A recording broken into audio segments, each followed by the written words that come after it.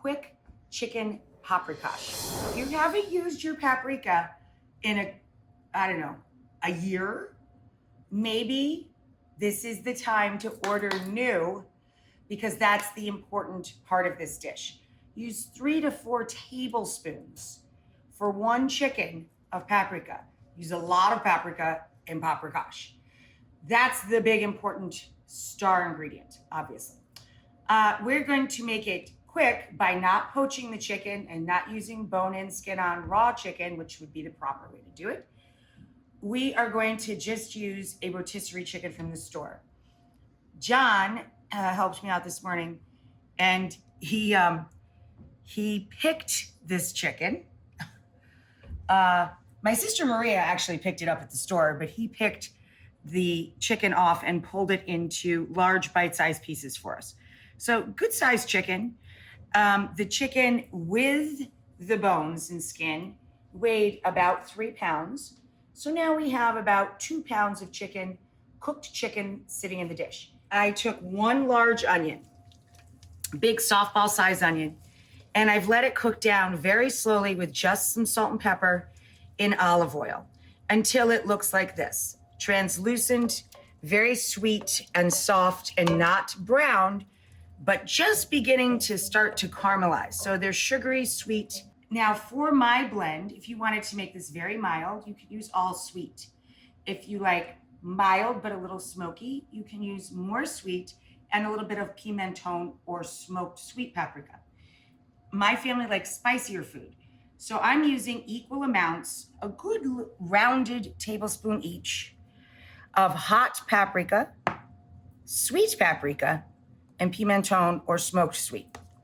And that's what I have in this dish here. Once the onions are sweet and soft and look just like this, then we add in our spice,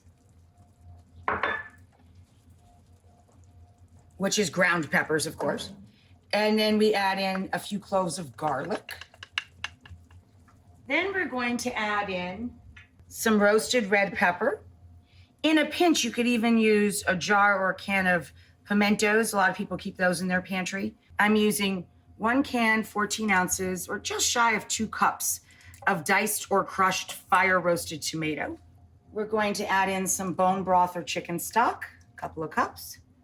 And we're gonna let this come up to a boil and start to reduce back again. So to that, we're going to drop the chicken back in and let it start absorbing the chicken bone stock or chicken stock that you mix in with your tomatoes. And you can see right away, it just sucks it up like a sponge. Now we're gonna let the chicken heat through and soak up all that flavor.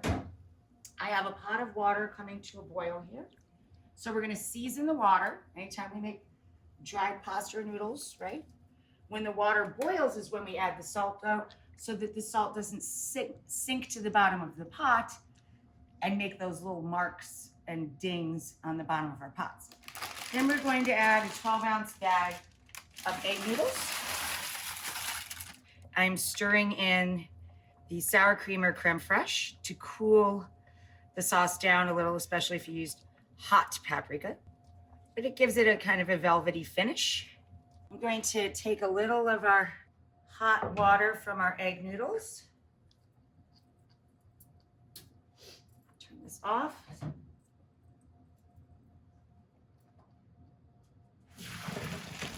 So we drain the egg noodles, pop them back into the hot pot, undercook them by a minute, because they're going to continue to cook when we add the hot water, the butter, and the herbs. We're going to add 2 tablespoons of butter and 1 cup of chopped fresh herbs, parsley, chive, and dill, all working together. And we stir to melt the butter and emulsify that into a sauce for the noodles. Take our noodles and put them into a little serving bowl here. Gorgeous. So there we go. In about 23 minutes, we made that.